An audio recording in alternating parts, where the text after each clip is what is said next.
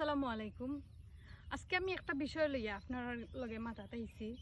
আগে কেউ মারা গেলে আমরা যতটুকু দেখছি সিংনি ফোড়া হইতো, দোয়া দরুদ ফোড়ানি হইতো, তারপরে তোমার মিলাদ ফোড়ানি হইতো, এরকম কিছু হইতো।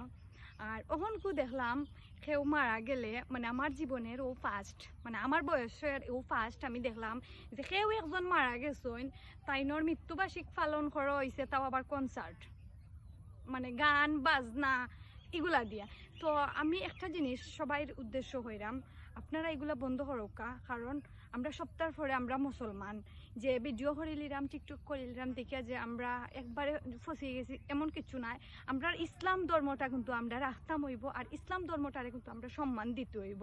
তো যারা যারা এই ধরনের কাজ করা তারার উদ্দেশ্য হয়, আপনারা কেউ মারা গেলে তার মৃত্যুবার্ষিকর লাগিয়া আপনারা সিংনি করোকা, মসজিদও আপনারা মিলাদ ফোরাক্কা, দোয়া দরুদ ফোরাক্কা, ওটা ভালো হইব। আপনারা গান কনসার্ট এরপরে পার্টি কইরা কোনো ধরনের কিছু করতে পারত না, বাট ইসলাম ধর্মরে অপমান করে আপনারা। ধন্যবাদ সবাইরে।